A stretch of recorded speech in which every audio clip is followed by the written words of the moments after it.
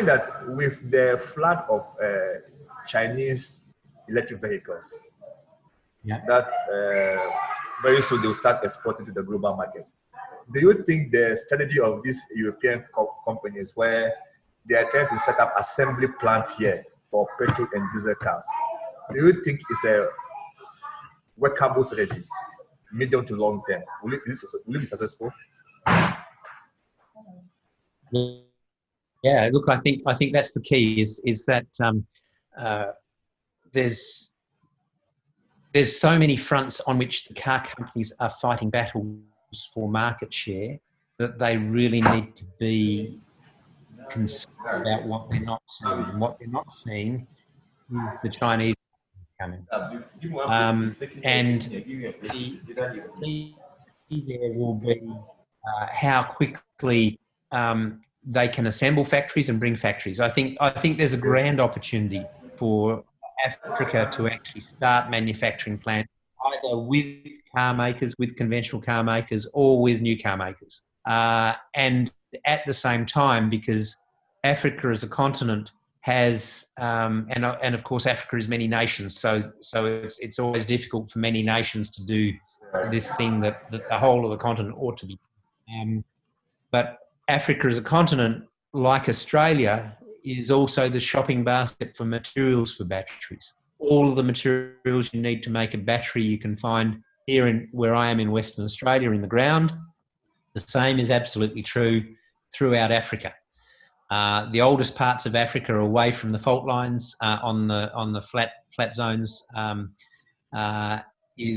Has great mineral resources and metal resources that can provide the first elements that you need to make a battery, that you need the battery to put into the electric car, and all the materials around building in a car are also there. So there's some logic in that full supply chain, thinking about Australia as a destination or thinking about Africa as a destination.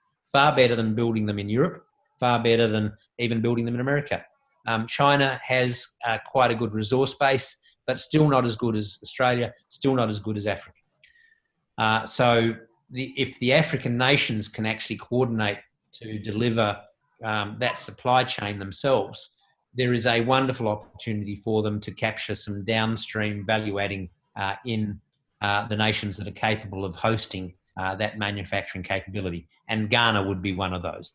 And so too Kenya, and so too Nigeria, and so too South Africa. There's a number of the strong nations in Africa that are capable of delivering that. It's really then a question of how do you make sure that you can use that to the advantage of each of the nations in Africa, and also as a unified group of nations as a continent of Africa. That'd be an amazing outcome. It'd be an amazing outcome because it can be done with renewable energy, and it can be done with heightened sustainability, and it can be done in a way that would lift many people out of poverty as a consequence of that economic activity, and as a consequence of economic activity that doesn't necessarily need to cost the earth. It doesn't necessarily need to be unsustainable. I'm drifting a long way from my question. I'm just getting onto no. Please, Prof. But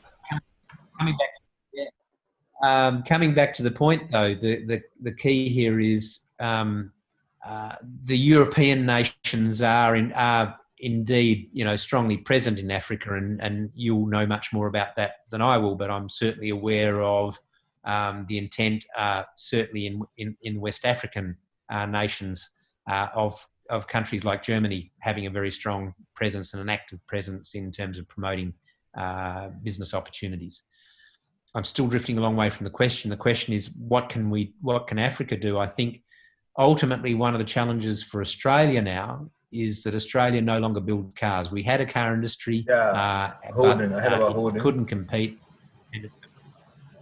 Whereas Africa's got a new opportunity to create a car industry, and in particular because Europeans may not be used to building cars for African conditions.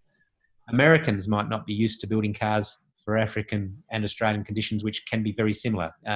Dry and hot and dusty, rocky roads, necessarily, not necessarily all beautiful long highways. Occasionally we have to go off-road and get dirty.